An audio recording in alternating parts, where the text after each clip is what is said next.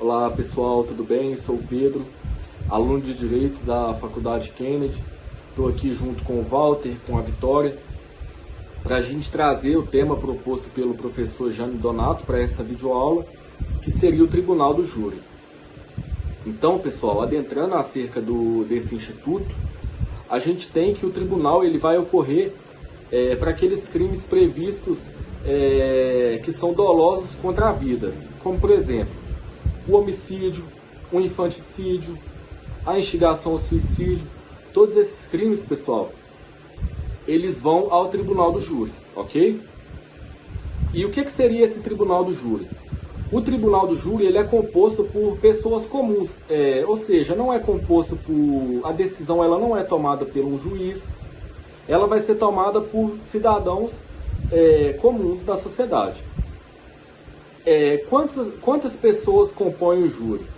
São um total de 7 pessoas que vão compor esse júri e eles em conjunto vão fazer a votação para definir se aquele indivíduo ele será absolvido ou condenado. Então, pessoal, dando continuidade, após fazer uma breve explicação de como funciona o Tribunal do Júri, vamos adentrar aqui na Constituição Federal para explicar um pouco mais de como funciona esse instituto e entender o tema. Vou virar um pouco para o lado, porque a previsão legal ali, a Constituição, ela está aberta no monitor ali do meu computador, mas nada que vá atrapalhar aqui a nossa videoaula. O artigo 5º, inciso 38, prevê: é reconhecida a instituição do júri com a organização que lhe der a lei assegurados. A linha A, a plenitude de defesa. Então, pessoal, o que seria essa plenitude de defesa? Nada mais, nada menos do que a segurança para o acusado de poder produzir provas que facilite ali, a decisão ali que auxilie, melhor dizendo, a decisão dos jurados. Essa produção de provas ela pode ser por meio de testemunha, por meio de prova pericial, desde que não infrinja a lei. O acusado ele pode utilizar ali de todos os meios cabíveis para poder estar procurando a sua absolvição. A linha B, o sigilo das votações.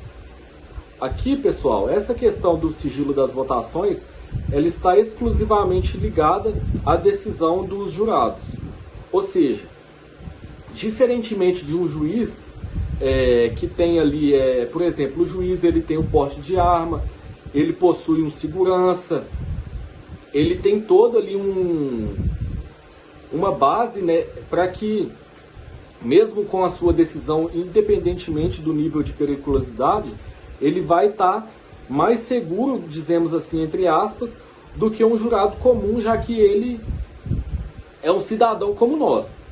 Então, esse sigilo das votações, ele está diretamente ligado a isso, ou seja, o réu que de repente venha a ser condenado, ele não vai ter a informação de quem foi que votou nele ou não, digamos assim. Então, caso por exemplo, se essas informações elas vierem a ser vazadas, todo o júri vai ter que ser anulado e o tribunal, em si, eles vão ter que convocar novos jurados para que seja tomada uma nova sentença, uma nova decisão. Então, seguindo, colegas, temos a linha C, a soberania dos vereditos. Nesse caso, a soberania do veredito, ela também vai estar diretamente ligada à decisão dos jurados. Ou seja, essa decisão que for definida ali de acordo com a sentença do réu, ela tem que ser mantida de forma soberana. Ou seja, nem mesmo o juiz ele vai poder interferir naquela decisão, com exceção, claro, se aquela decisão ela tenha sido tomada, por exemplo, sem um embasamento legal, infringindo a lei. Aí, nesse caso, sim, teria que ter a intervenção, mas ainda assim o juiz ele não irá decidir. O que vai ocorrer é a reconvocação de novos jurados para que ocorra outro tribunal do júri e que seja emitida uma nova decisão, uma nova condenação ou absolvição daquele acusado.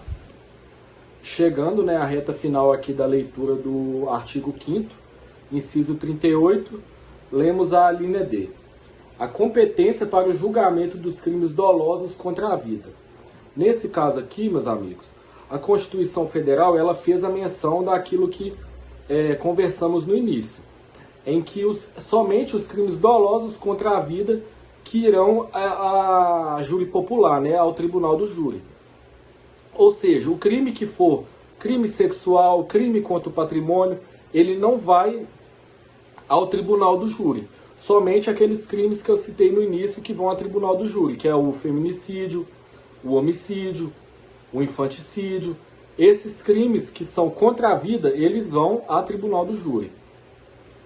Então, para complementar o nosso estudo aqui, eu vou passar a palavra para o colega Walter e ele vai estar dando sequência, trazendo um caso concreto do nosso ordenamento jurídico brasileiro, para que vocês possam compreender na prática como que funciona o tribunal do júri e tendo uma noção de como funciona o direito penal e o processo penal, que são matérias extremamente importantes para o estudo do direito. Muito obrigado pela atenção. Pessoal, tudo bem? Atividade da matéria Processo Penal 2, professor Jânio, matéria, conteúdo aí, Tribunal do Júri, ok?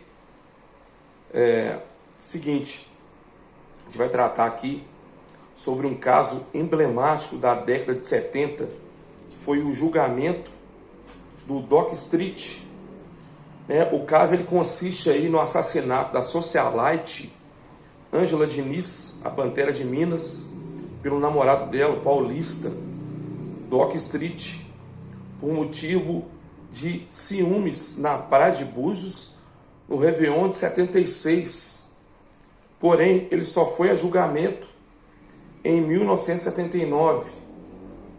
O crime ele foi julgado pelo Tribunal do Júri, composto por 7 pessoas, sendo 5 homens e 2 mulheres. O acusado ele foi defendido, teve como advogado de defesa, na época, um dos maiores criminalistas do país, foi o Evandro Lins e Silva. E o que nos chama a atenção para esse caso foi a tese utilizada pelo advogado de defesa, que alegou uma tese extremamente machista, que tratava-se da legítima defesa da honra. O que seria isso aí? Um homem ele poderia, em caso de adultério, matar a esposa ou a namorada sob a alegação de que ela o teria traído. A defesa alegou também, pelo fato da Ângela Diniz, a Pantera de Minas, ela ser uma mulher belíssima, isso teria contribuído também para o crime passional, ok? Que é uma tese extremamente machista aí. Por 4 votos a 3, o júri praticamente absolveu o réu, o Dock Street, e condenou a vítima. Ele foi condenado a 2 anos de reclusão com direito a subsídio, dispensa do cumprimento de pena no todo ou em parte. Como ele já tinha cumprido mais de 1/3 da pena, ele saiu do tribunal pela porta da frente, ok? Passaram-se alguns meses, houve uma comoção em todo o país e uma pressão muito grande aí do movimento feminista da época, sob o slogan "Quem ama não mata".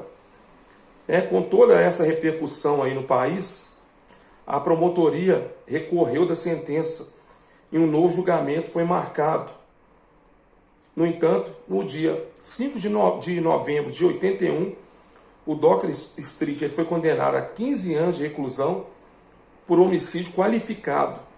Porém, ele só cumpriu 3 anos e meio da pena em regime fechado.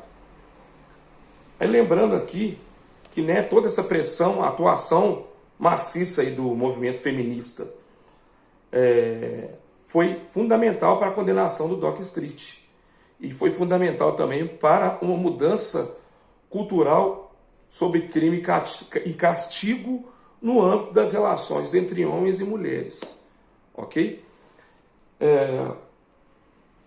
Passado algum tempo, em 2023, em uma decisão unânime e histórica, o STF reconheceu que o argumento de legítima defesa da honra contraria os princípios constitucionais da igualdade de gênero, da dignidade da pessoa humana, da proteção à vida, e por essa razão proibiu o uso, né, de forma direta ou indireta dessa tese.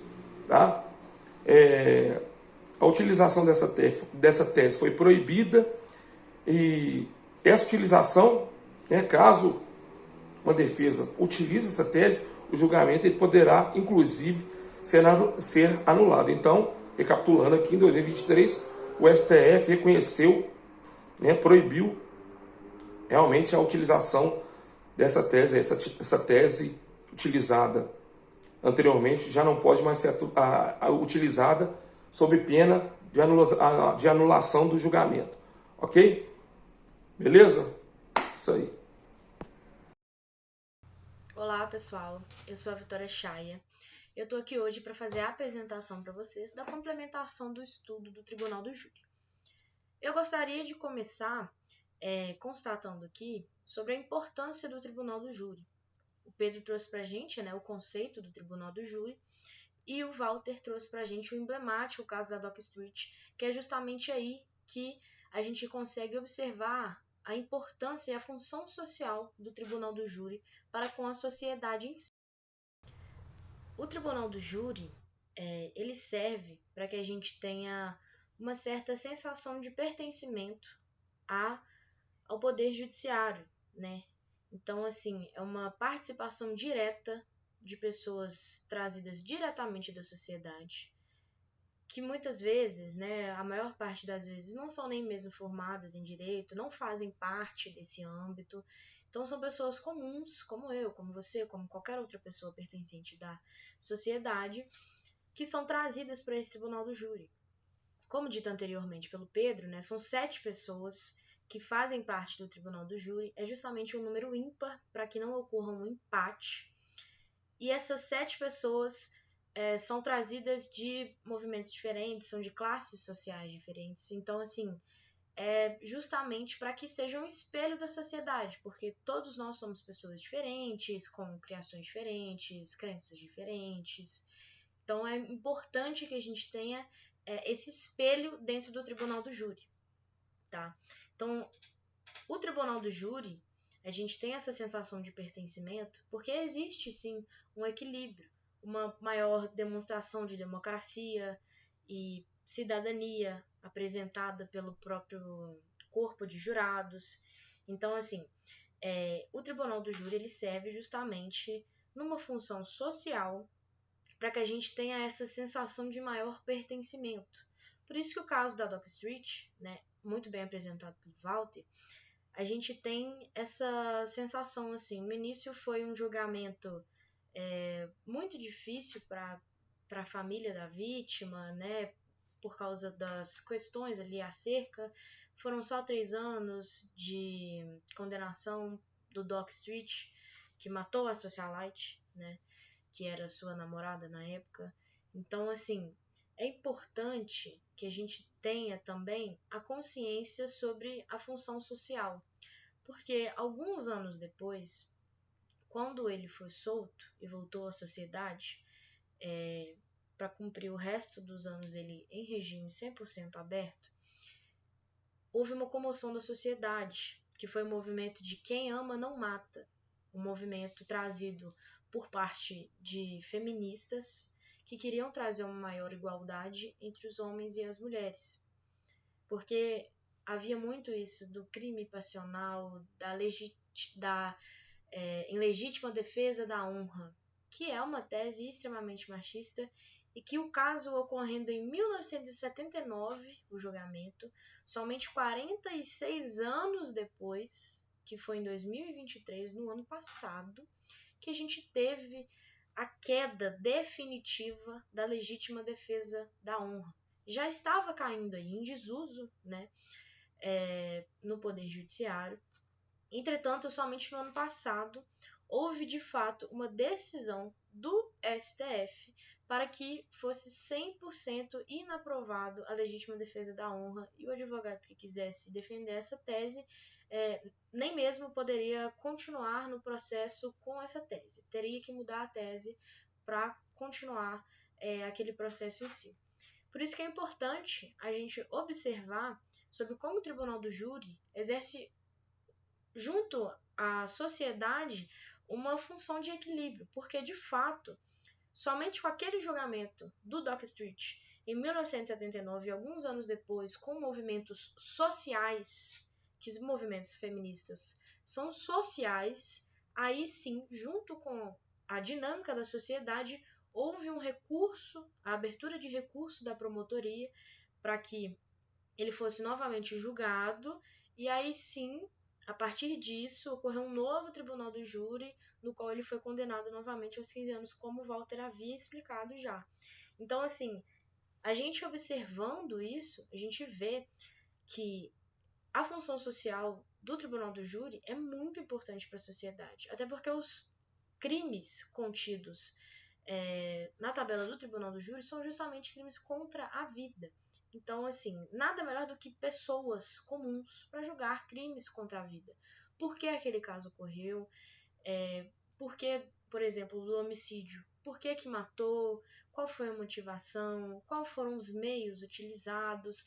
Essa sensação de sociedade mesmo, muitas vezes em casos emblemáticos onde não há tribunal do júri, onde somente o juiz decide, existe uma certa comoção da sociedade de injustiça.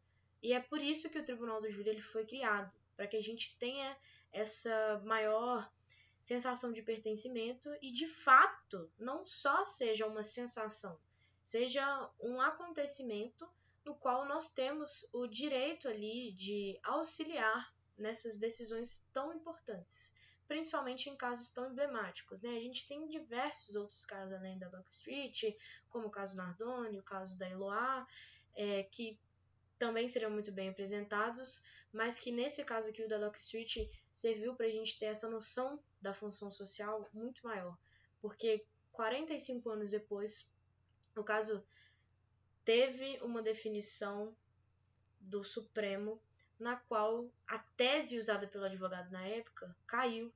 Então, assim, é a partir disso que nós temos essa consciência e essa noção da importância da convocação dos jurados, do pertencimento disso.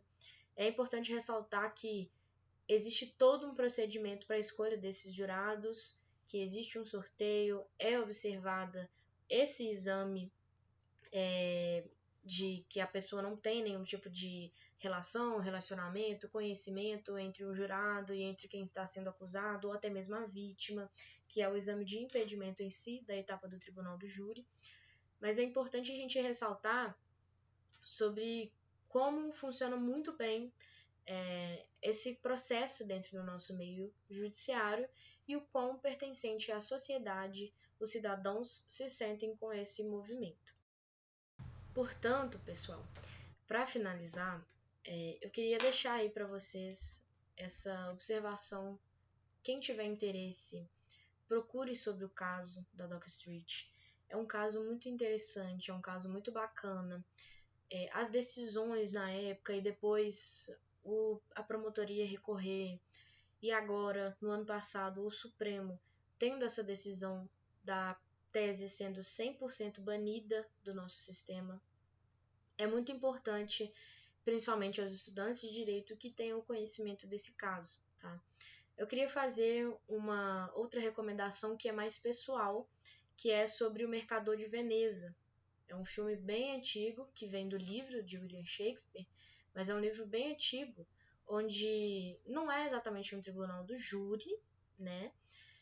Até porque a motivação dos crimes são diferentes, não era um crime contra a vida, era completamente diferente, uma outra época, mas é muito interessante observar o julgamento ali, que ocorre dentro do Mercador de Veneza, para que a gente consiga ver o quão emblemático é quando a sociedade, quando os cidadãos têm acesso a esse julgamento de forma mais direta, mais precisa.